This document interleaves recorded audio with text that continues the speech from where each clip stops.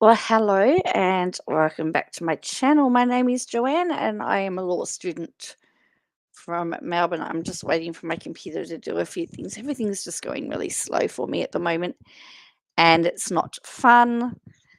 Plus, I've got my nephew Harrison who's probably going to go looking for me and will find me live. He wants to talk football with me. His team has just lost. That's 2 weeks in a row. And so he's not going to be very happy. There'll be a lot of people unhappy tonight, a lot of people happy. But I hope that wherever you are today, uh, things are doing all right for you. Okay, I think I'm nearly on track.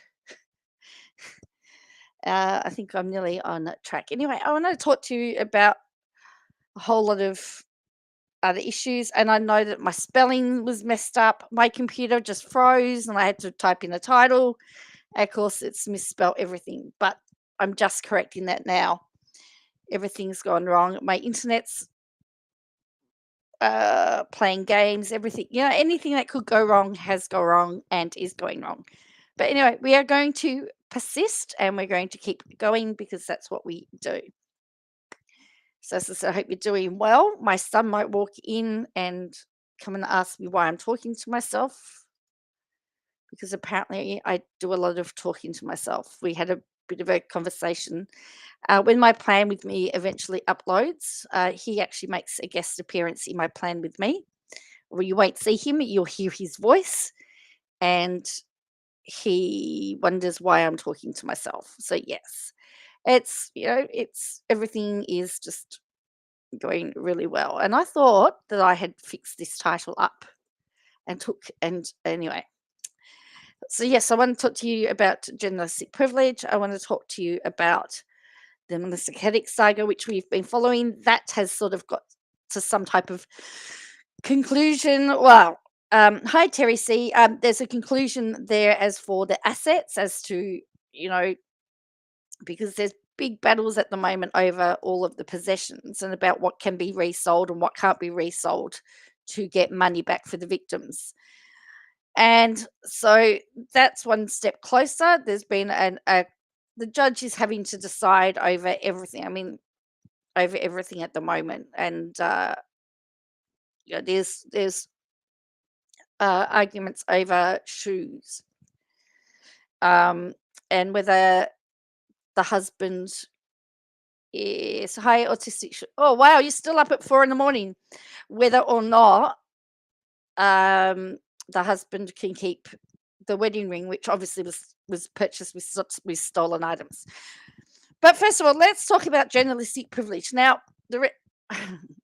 our favorite YouTuber at the moment has actually been talking about journalistic privilege, but there is actually a court case going on in Australia at the moment with where two journalists are being sued. They're very well respected journalists, believe it or not. They're part of the Australian Broadcasting Corporation, or the ABC, and they are being sued for defamation. And they have had to hand over they've been able to protect their sources, but they've had to hand over all of their notes and all of their research in relation to those sources. And they've had to, while protecting the names of their sources, where information's been redacted on anything that could give them away, their names have been redacted. So there's a whole pile of. So I guess my point is that even as a journalist, particularly in Australia, and from what I am seeing, that can happen in other parts of the world, particularly the US. Even as a journalist, you can still be forced to hand over information pertaining to your sources, your research. So this is, um, I thought I'd first of all, I just thought I'd say, so this is the, I'm going to share an article in written by the people that are actually getting sued. And then we'll compare it to an article from another media organization. So Heston Russell is the person that is suing the ABC. Okay. He is in the military. Okay. And Heston Russell defamation trial told ABC engaged in inexcusable abuse of power. So this is, this is a big media organization being sued.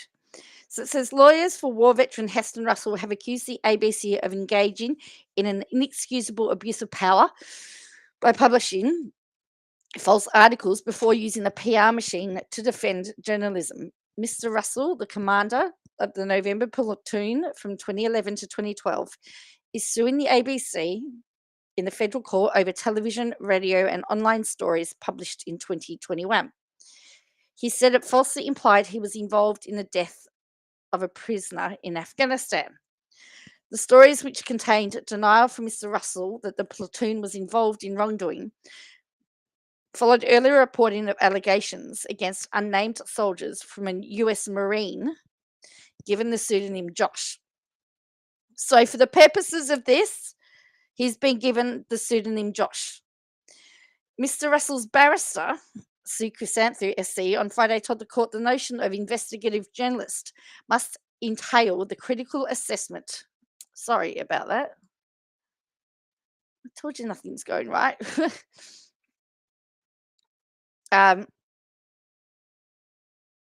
So this was an investigative journalism article by the investigative journalist of the Australian Broadcasting Corporation. So that's what this is about. It was the investigative. Gee, where did it go? How does stuff just disappear like that? Tell me. Oh, here we go. And I apologize. This is.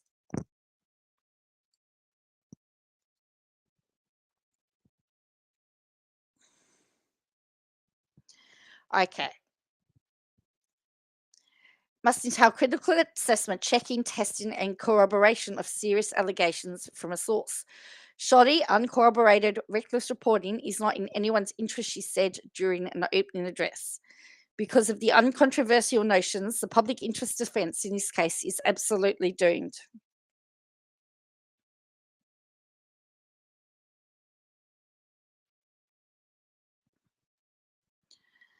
Ms. Kuthansu said the case would show how sausage is made at the ABC, which she described was rather unpleasant.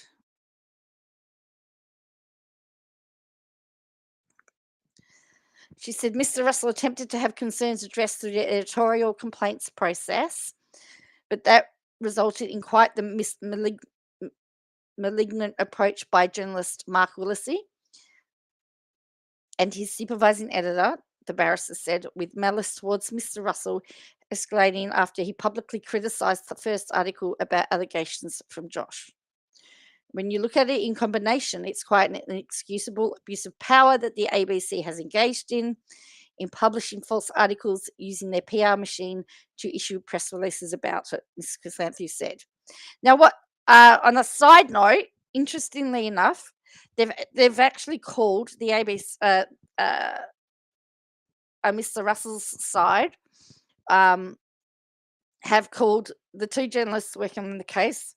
They've called editorial producers, digital producers there, and they're trying to show how articles are put together and whether or not, if an article is before an article is published, whether it's fact checked and everything, and who's the producer, how is it story produced, and so that aspect of it, particularly the digital content of it, is actually quite a very interesting part of it. Um, so when you look at it in combination, it is quite an inexcusable abuse of power that the ABC has engaged in, publishing false articles in using their PR machine to issue press releases about it. So apparently, when an article is produced, it then goes to radio and TV. So that was very interesting in the process.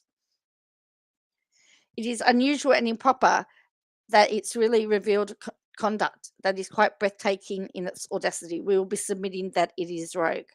Miss Chrysanthi read our emails between Josh and Melissa, in which the US Marine made allegations about an incident involving a helicopter and hearing a gunshot over radio when a group of prisoners were about to be picked up. In the emails, Josh said he was trying to start a new life, that his memory was fuzzy, and that he would be useless anyway when it comes to giving specific enough details.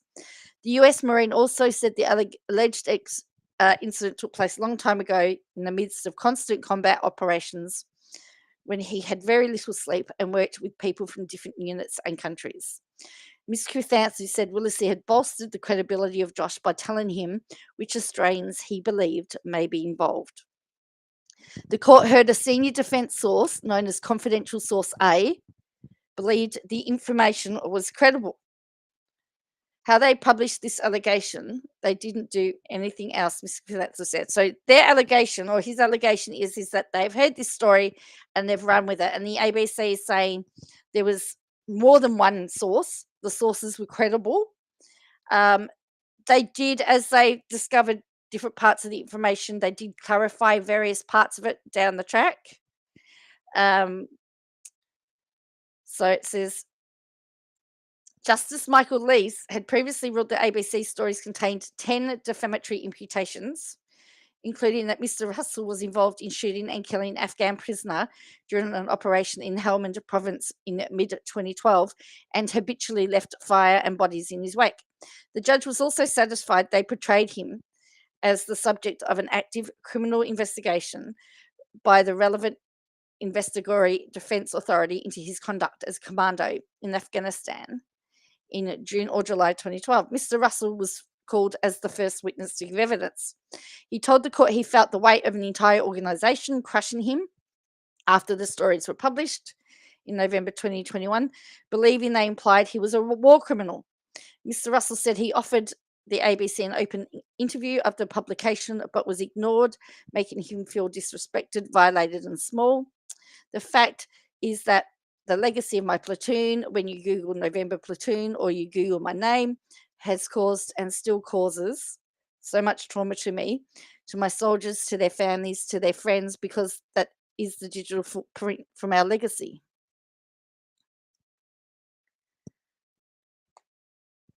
Under cross-examination by the ABC's barrister, Nicholas Owens, SC, Mr. Russell denied having ever lied to Ulysses or his colleague journalist Joshua Robertson.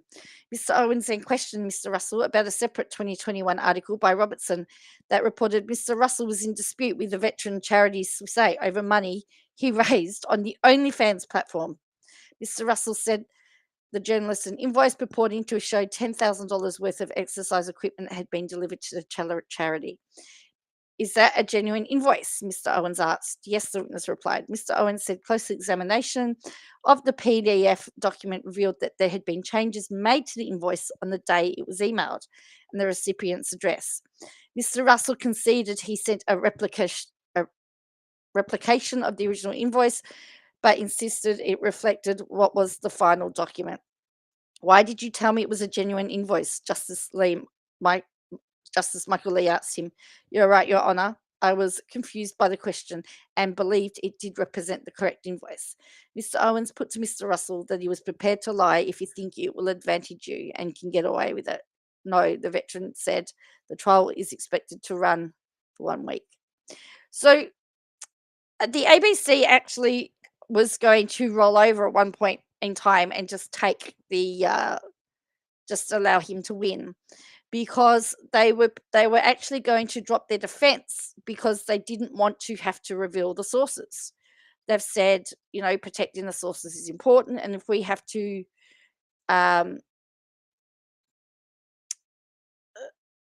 if we actually have to reveal the sources, we would prefer to be found guilty of defamation and pay up. That was the ABC's initial stance on this. I have no idea, but how this is playing out.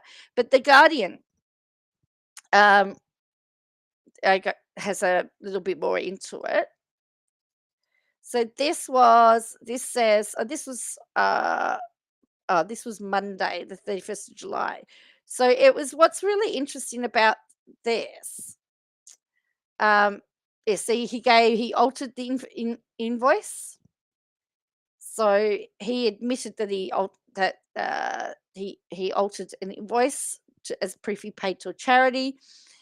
As I said, they're not naming them, but notes have been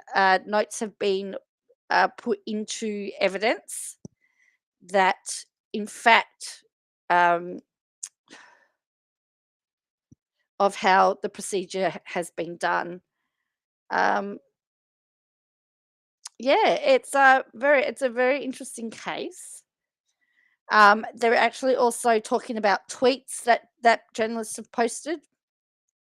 They're talking about, so it's a very interesting case where we're talking about journalistic privilege. And so this was Friday. So this was really, I saw some of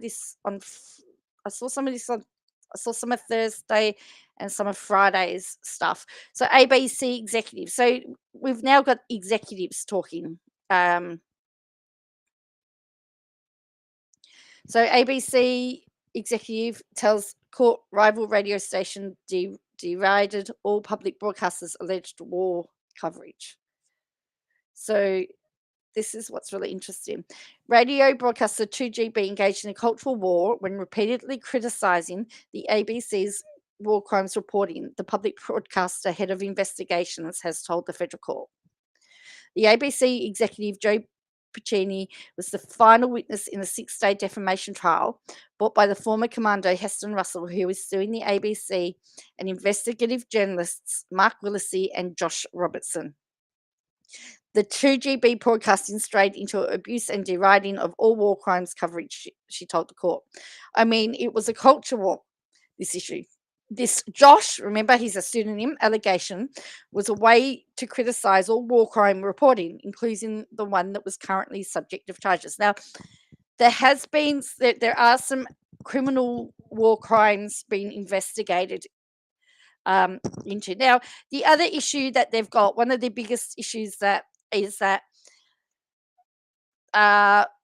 nobody could come up with a date as to when this was, and they've just and so they're saying that if you didn't, because they put around June, July, that therefore it wasn't accurate reporting. So reporting or investigative journalism is actually, I guess, on trial in this case.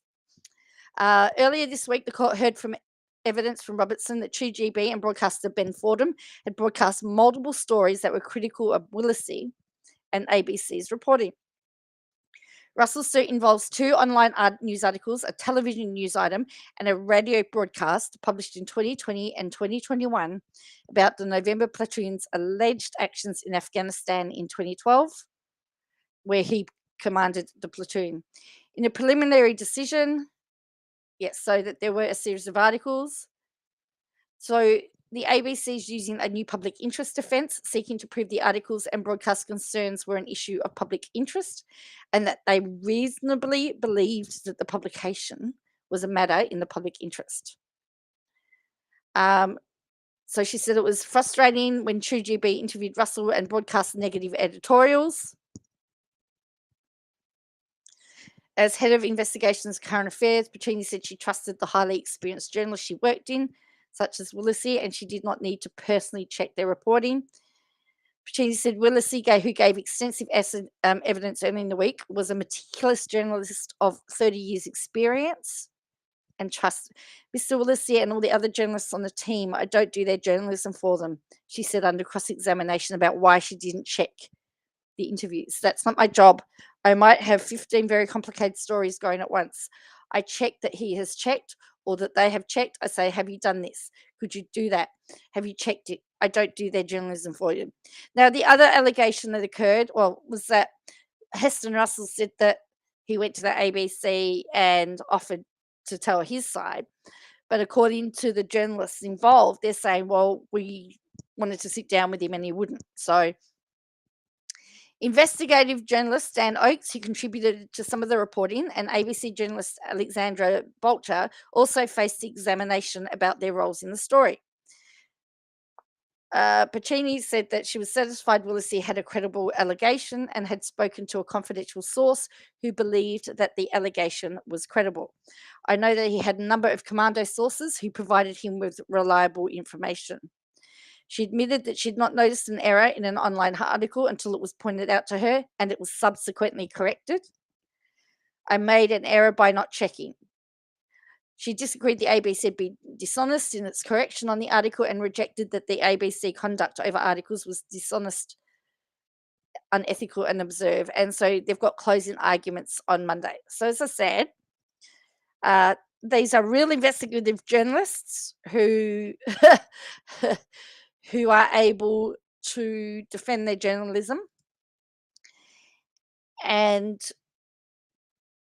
have been able to hand over all their notes related to the stories for evidence, including phone logs, WhatsApp messages, iMessages, everything to do with conversations, and have had anything redacted by permission of the court that involved revealing their sources, that involved anything that may identify their sources. And so because they're military sources as well, they've also got to be very careful that they can protect them as well. So, it's quite dangerous being a military source. So, as I said, the ABC was prepared to walk away from it all by the mere fact that if they had to give up their sources, they were going to walk away. So, I'm interested to see what you think about that. I mean, when you've got, a pseudo journalist saying they're protected by journalistic privilege and they don't have to give up anything, my response would be that if investigative journalists have to do it, then everybody else should be able to do it. That's just my opinion. And you should be able to hand over all of that stuff. So, Melissa Caddick, well, they're still in court over all of her possessions, all in $12,000 worth of shoes. Is what is being argued upon at the moment. Sydney Morning Herald calls it forgeries, footwear and frocks. So there's a fight over fraudsters' last assets. So they've managed. I think there's still the house. There's the house the parents are in that still hasn't been decided yet. But I think everything else has just about come to an end as far as that's concerned. But let's have a look. So this is from the Sydney Morning Herald. So for Kate McClymont, she's the one that has the podcast about Melissa Caddick. She's done a whole podcast. I'm sure it will be in here somewhere because usually There is a link to the podcast in the account. Oh, they've moved out. I'll have to have a look at that. I hadn't seen that. That's going to be interesting. Oh, so it's primed for sale. That's interesting. So I didn't realize that. Oh, oh, okay, cool. So yeah, so she's the chief investigative reporter. So it looks like the house is going up for sale. So all right. So in case you don't know, Melissa Caddick in November, what she's been missing, what nearly 18 months, be 2 years in November. Um, was found to be responsible for a Ponzi scheme. When after having her house raided by the Australian Federal Police, she went for a run, was never seen again. A foot has washed up on the beach. The coroner has believes that she must be dead. And now they're just trying to recoup and work through all the assets and sell all the assets. Now, sadly, her parents were victim in this. They sold their house, put in a deposit for $1 million, and she said, "You can have this house.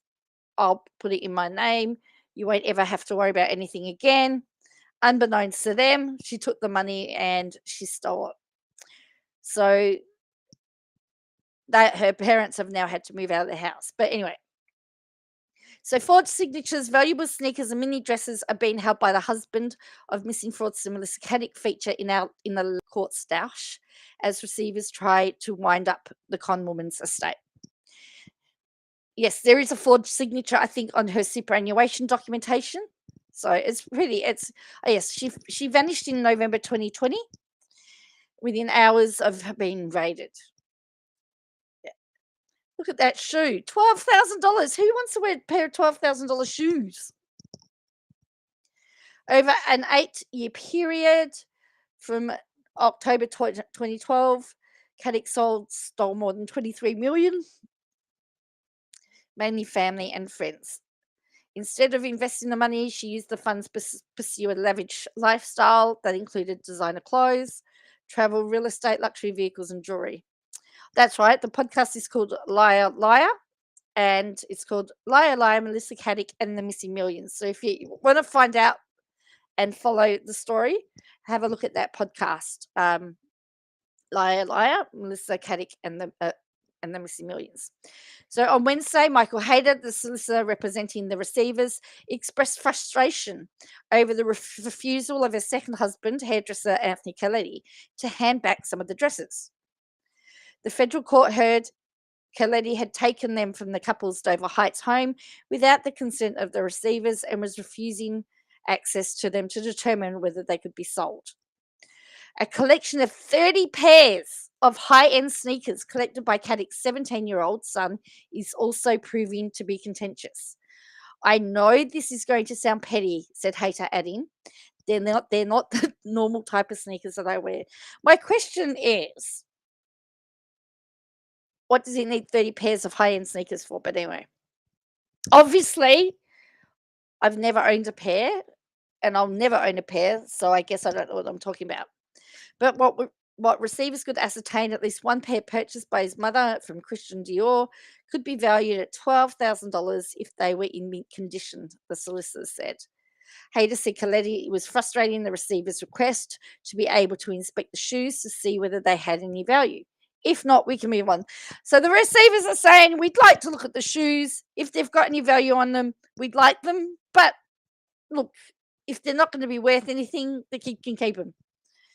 Coletti's solicitor, Richard Alsop, said Coletti's stepson, who lives with him, is doing year 12 and it was not a good time to be demanding access to sneakers. Having been through what he's been through, there's a real concern he is not distracted any further, Alsop said.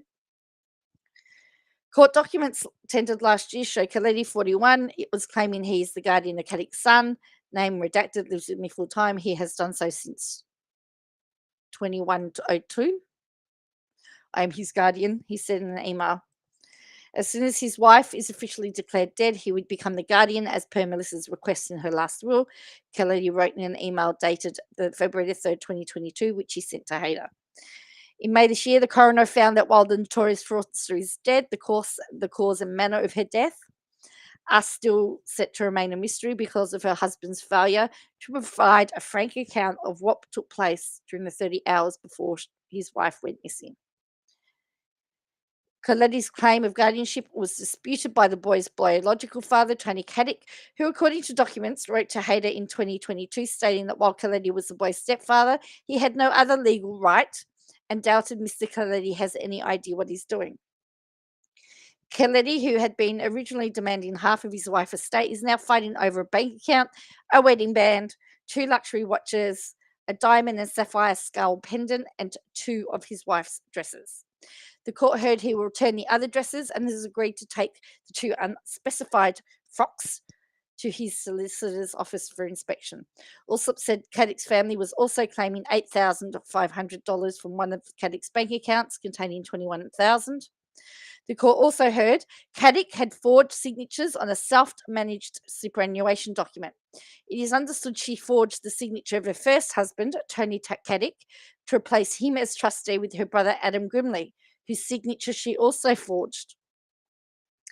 After her disappearance, she liked forging signatures, didn't she? The federal court appointed Bruce Gleason and Daniel Serrore from Jones Partners to investigate the financial affairs of Caddick and her company Malava. For the past 2.5 years, the receivers have been selling off Caddick's jewelry, cars, clothes, artwork, and her Dover Heights home. The apartment, which Caddick bought in 2016 for $2.55 million, is the only remaining asset to be sold, and her parents recently moved out of the apartment in return for the payment of almost $1 million. The apartment's set to be auctioned. Now, that is what they put into the apartment. So I guess that is a fair trade. So they are moving out in place of the money that they paid into it. So this was they'll receive $950,000 after agreeing to move out. So this was Melissa Caddick in the last. These are the last photos of her ever.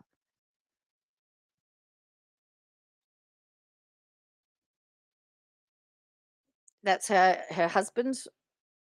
He was a hairdresser and a part-time DJ.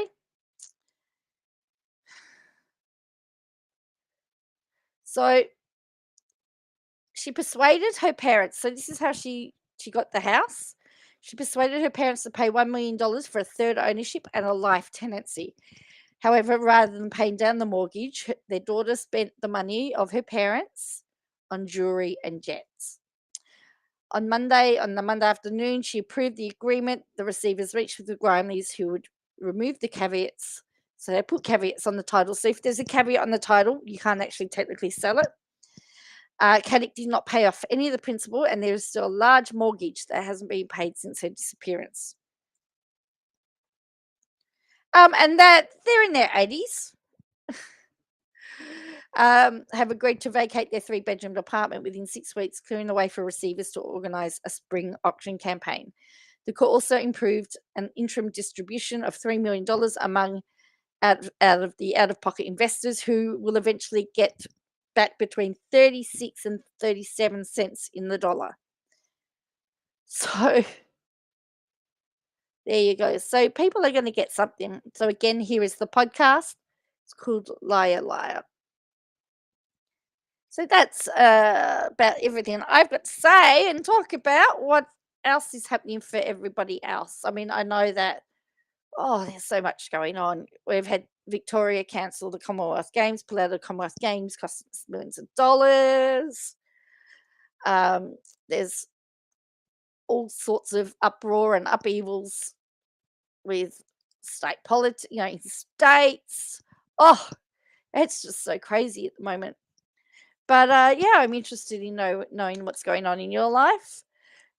Look, I want to thank you all for joining me. This is only really a short live. I'm hoping I've just got some issues with I've just got issues with everything at the moment. and there's not enough hours in the day. So I think I uh, might call it to an end here. And I want to thank you for watching and joining me today. And look, I hope that you will be able to, you will be able to join me again next time. Yes. Oh, you're still here, Autistic Shrill. Was there anything that you wanted to talk about while I'm still here before I go?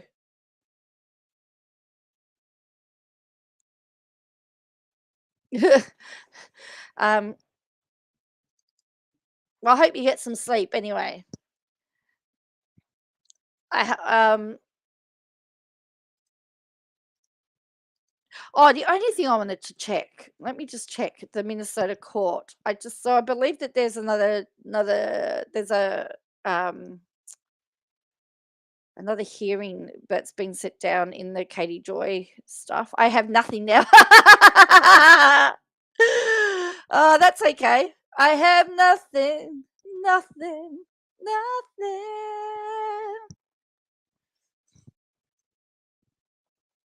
I'm a bit late for everything. Like I go, oh, I need to talk about this and I have to talk about that. And by the time I actually get the time, everything's passed and everything else is gone. That's why I thought I'd do the journalistic privilege. Right. So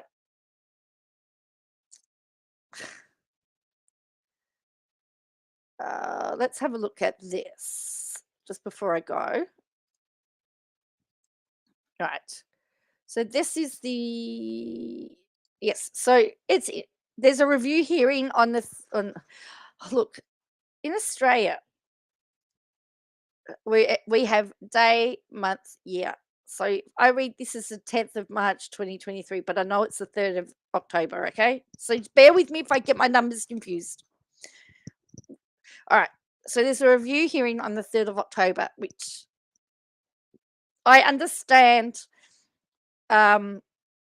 is to make sure that there has been progress made on discovery. So, and there's still the flag. There's the protective order flag on there, which means that there is still stuff that is for certain eyes only. Um, I What really surprises me about this whole issue that occurred in court, and as I said, I've only seen a couple of things on social media about it. There are three lawyers on record for the defendant. And to go to court and say that you're not prepared because you've been on holidays with three attorneys on record is a bit shabby. And it says the lead attorney is Graham Cracker, right? I believe it was Jennifer Moore that turned up. So not even the head attorney, who's the lead attorney on this matter, has actually paid any attention to this case to give it any um, priority. And if you have a look at this, you've got Amber Stavick. I apologize if it's spelled incorrectly. She's her one person, and I believe she's now started up her business for herself. So you've got one person against three, and the three doesn't look like they could organize anything. And that's does not give you much confidence, in my opinion, on the law firm. You, yeah. So it says that there was an in-person hearing. Now, I also believe that it's a phone hearing as well. I guess we have to wait to see what's going to happen with that. But yeah, it's just really bizarre. Three against one, and the one is actually running rings around them. And I do believe, um, even the way the documents are written, that she's. Oh, here we go. Oh, there's another one. Oh, here we go. Here we go. So we've got motion hearing result held on the record. All right. So they're not going to give us says whatever. She is savage autistic. She'll. All right. So we've got a review hearing. Okay. Oh, it says resign. Cancelled. Assigned in error. I got excited then because that was a show cause order to show cause. But there is a review hearing now. It says that this is showing that it's an in-person one, but I thought it was to be on the phone. But who knows? Um, Hi, Jax. Sometimes I just see that you just see a few people watching, and you're just wondering whether anyone's paying attention to you. um, yeah, so there is the review hearing, but it'll be interesting to see whether, although this says cancelled assigned in error, whether this will suddenly just reappear again. And then if you have a look, she spent $370 on filing fees. They paid $670. There has been no, like, this was a motion hearing which really didn't go anywhere because there was no determination, no judicial determination. Um, and this review hearing, someone's going to have to pay for all of these hearings at some point in time, and the lawyer's fee at some point in time. And of course, if you've been on social media, there's been the work where Graham offered Amber, or mentioned settlement with Amber, and of course that hasn't happened. You've got to also understand that obviously Amber is savage, and she's playing the long game. She's playing the long game, and has, I guess, all the time in the world to just slowly apply the pressure. We've not heard, there's been no comments from the other party, the other side, about anything to do with this case. I mean, I don't follow them, but people will say. But one of the things that I think will be very interesting, as I said at the start of this live about journalistic privilege, is that you can reveal all your research without giving away your sources. And that is what 7M wants to really see. Where has this research come from? Was it just one person that mentioned it, or are there other people that have mentioned it? Not necessarily who they are, but they want to know what steps did Katie Joy from Without a Crystal Ball take to corroborate that what was said was true? Or did she just get something and run straight to the computer and make a video, or put it straight on Instagram?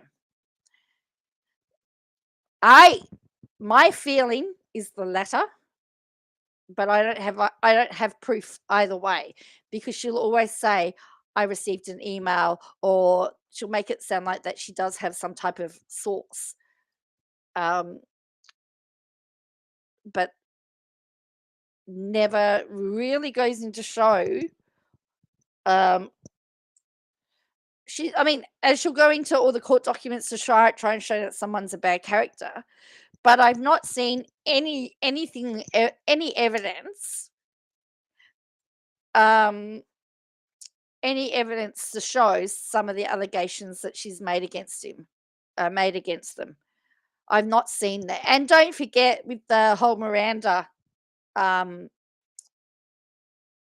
stuff, you've got a family that, for whatever, you've got a family that's had a disagreement, and one side's not talking to the other side. Disagreements happen in families all the time, and sometimes family members cut themselves off from other family members. But how do you prove that that is a result of, how do you prove the cause of that? I don't know. It is I mean, if this was a case that was happening in Australia, she would either have to do a public interest defense or the truth defense. And if you're going to do the truth defense, you actually have to prove or show that what you said was true. We saw it in the Ben Roberts-Smith case, where the media said, we will show you that it's true. And They went and they showed it as true. In the case that we followed with Heston Russell, the ABC's doing the public interest defence.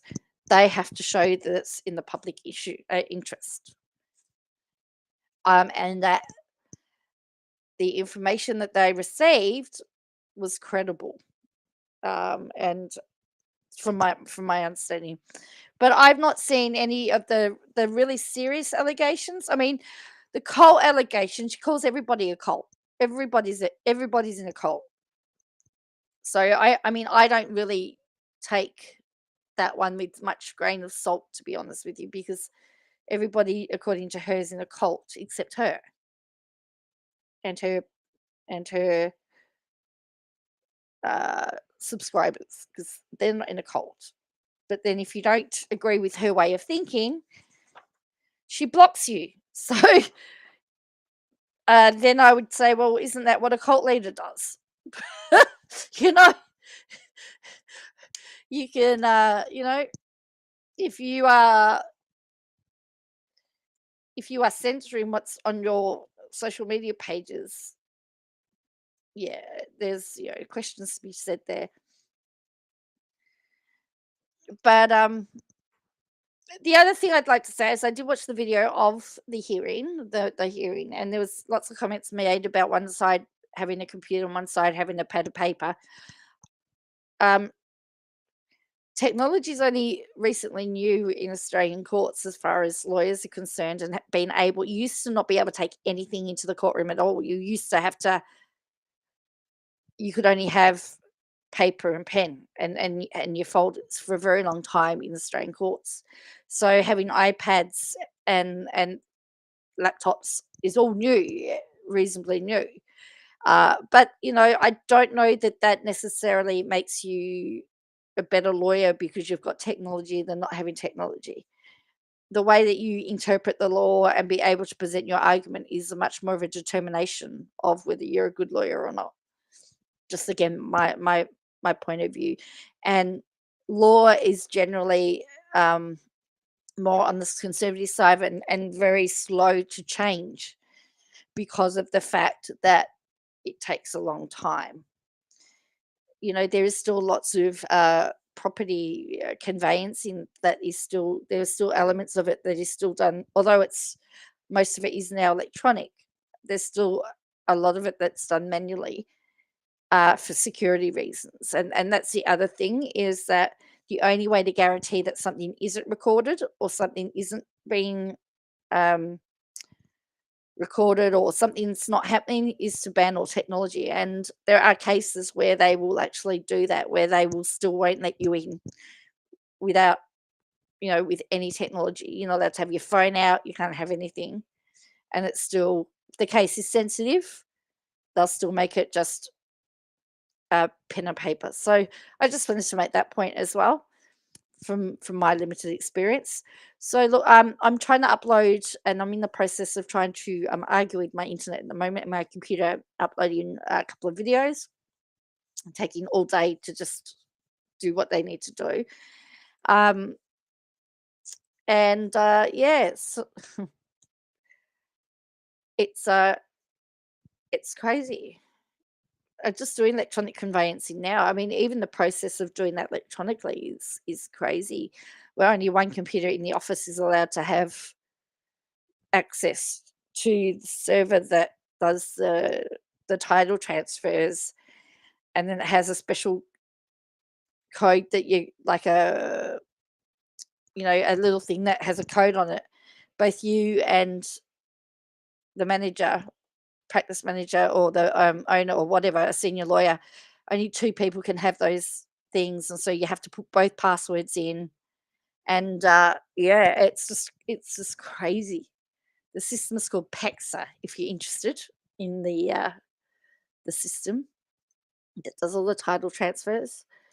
The company, yeah, and yeah, it is absolutely crazy. And if it's not filled in properly, it doesn't go through. And it's a very sophisticated, but it's taken years and years and years and years. And I think red something is the system for in Australia for all the electronic uploading. And again, there are still lawyers that are still preferring to go into the court and submit their documents because they know they're in properly and they know on time, and then they'll also submit them electronically as a backup. So it's a very slow. Electronic stuff is a very slow process, and when you're talking about important documentation, would you trust something important to go through the mail these days with the slowness of the internet? Slowness of snail mail. I think, and again, email serving of documents again is relatively new in Australia. It's still not preferred. It's always done as a backup, but it's still the traditional forms of service still hold. So, as I said, it's a very, very slow to embrace technology law as a general thing, from what I'm discovering. So anyway, I should go and continue on with all of my study, and I've got 4 assignments to do. um, yeah, and anyway, I want to thank you all for watching, and I will catch you again next time. If you do me a favor, hit like and subscribe. That would be really good. Tell your friends all about it. And let's see if we can get 2,500 subscribers by the end of the year. I want to thank you for watching, and I'll fix up the spelling errors.